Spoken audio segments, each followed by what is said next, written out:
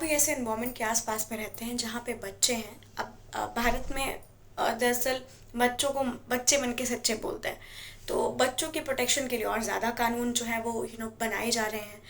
तो बच्चों के प्रोटेक्शन के लिए और आसपास में रह रहे बच्चों के लिए आपको एक कानून के बारे में जानना बहुत ज़रूरी है, और हम बात कर रहे हैं पॉक्सो एक्ट की, जिसका नाम है protection of child from sexual offence.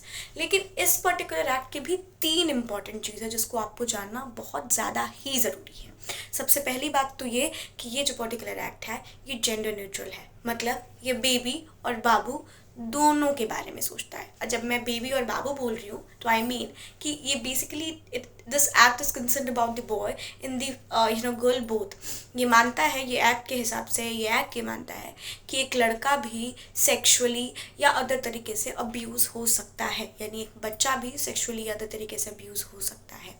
दूसरी इंपॉर्टेंट चीज़ ये कि अगर आपने ऑफेंस को रिपोर्ट नहीं किया है तो वो भी दरअसल एक क्राइम है।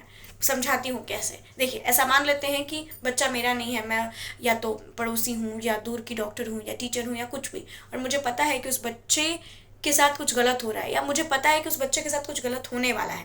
वैसी स्थिति में अगर हम, मेरा अधिकार, मेरी लीगल ड्यूटी है कि मैं जा करके इमीडिएटली एक एफआईआर जो है वो दर्ज कराऊँ या जा करके बेसिकली इन्वेस्टिगेशन के लिए या इन्फॉर्म करूँ। अगर मैं ऐसा नहीं करती हूँ तो अगर आपने ऑफेंस के रिगार्डिंग जो अब्यूज़ है उसको अगर आपने रिपोर्ट नहीं किया है तो वो भी दरअसल पनिशेबल होता है, और उसकी सज़ा लगभग 6 महीने हो सकती है जो आपको मिल सकती है।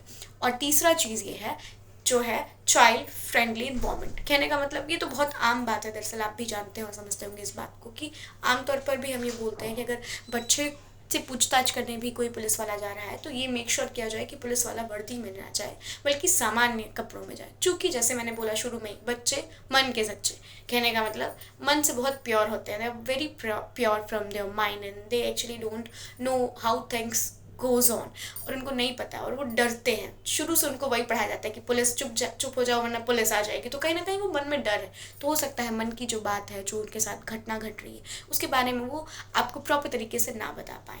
तो बेसिकली अगर आपके भी आसपास में बच्चे हैं तो आप इन तीनों चीज़ों का ध्यान रखिए और उनको प्रयास करिए कि आप उनको प्रोटेक्ट कर पाएँ। Thank you for watching, stay connected.